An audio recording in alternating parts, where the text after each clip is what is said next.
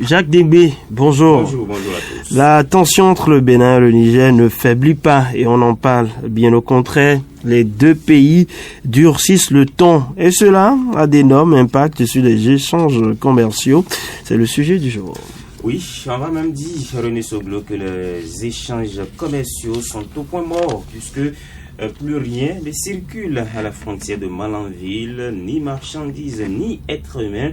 C'est le blocus total et ceci depuis que le Bénin a décidé de hausser le ton en interdisant le transport fluvial sur le fleuve Niger, le seul couloir d'accès au Niger qui permettait encore aux populations de contourner la frontière terrestre restée fermée par la junte au pouvoir à Niamey depuis le coup d'État du 26 juillet 2023. C'est donc le statu quo total au point de jonction entre les deux pays depuis le 22 mai dernier, une semaine maintenant que des voyageurs de plusieurs pays de la sous-région, le Ghana, le Togo, la Côte d'Ivoire, le Sénégal, le Mali, le Nigeria, le Burkina Faso, donc le Bénin, le Niger, sont pris dans une sorte de piège à Malanville et le dorment à la belle étoile pour la plupart sans la moindre incommodité de vie. Alors, parlant des échanges commerciaux, tout est bloqué, rien ne va et rien ne vient. Le marché de Malanville est quasi désert. Tout ceci aux grandes dames des commerçants interviewés sur place par nos confrères de Sauté FM de Malanville. Suivez. Les Nigériens qui viennent aujourd'hui ne viennent plus payer et encore à l'intérieur de notre pays, le Bénin. Personne ne vient de l'intérieur du sud pour pouvoir ravitailler le marché de Malanville pour que les Nigériens, parce que c'est les Nigériens qui viennent payer. Donc ça veut dire que de tous les deux côtés, ça ne passe pas. Il y a des véhicules, des camions bloqués, chargés, des 40 tonnes sont bloqués maintenant à Gaïa. Ça ne passe pas. Tout est bloqué chez nous, ça ne marche pas.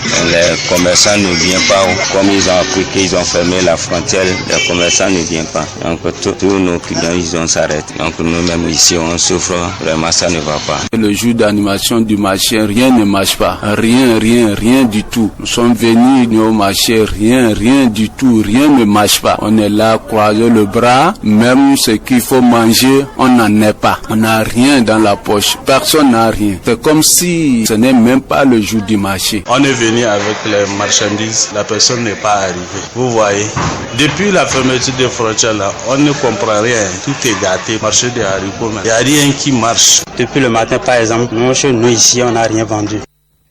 Alors Jacques Débé, la situation est donc très compliquée sur le terrain, mais que faire pour sortir de l'impasse? C'est bien malin qui pourra répondre aujourd'hui à cette question parce que les deux parties restent campées sur leur position. L'escalade a atteint un niveau où les propositions faites par les experts jusqu'ici et par d'autres observateurs pour une sortie de crise ne tombent pas, on va le dire ainsi, dans de bonnes oreilles, mais n'empêche qu'il faut rester optimiste, espérer et que la diplomatie puisse conduire au dégel de cette situation. Cyril Diawamo est lui un agro-socio-économiste. Il propose une diplomatie de courtoisie, c'est-à-dire revoir le temps employé de part et d'autre pour une sortie de crise, pour un dégel, un retour au calme et la normalisation donc des relations entre les deux pays. On va l'écouter. Écoutez, ce que nous voyons tout de suite, c'est tous ceux qui sont dans la chaîne de transport. Et lorsqu'on parle de transport, c'est tous ceux qui ont des moyens roulants, qui mettent à la disposition des populations pour se déplacer. C'est tous ceux qui sont dans la chaîne de commerce, tous ceux qui échangent, tous ceux qui vendent, tous ceux qui achètent et qui vendent. C'est un long maillon qui peut partir des transporteurs, des commerçants, des restaurateurs, de tous ceux qui déplacent comme ça des marchandises, de tous ceux qui sont dans le petit commerce, même de l'informel tout court. Donc, c'est une large gamme, n'est-ce pas, d'acteurs qui est durement impactée. Je pense que l'option n'est plus à chercher qui a raison, qui a tort, mais c'est recommander à toutes les parties prenantes d'aller véritablement vers une diplomatie de courtoisie, en réalité. Parce que toute nation, toute entité humaine a besoin véritablement de tendre la main pour que la vie puisse continuer tout court. Donc, c'est véritablement entreprendre des actions qui vont dans le sens du dégel.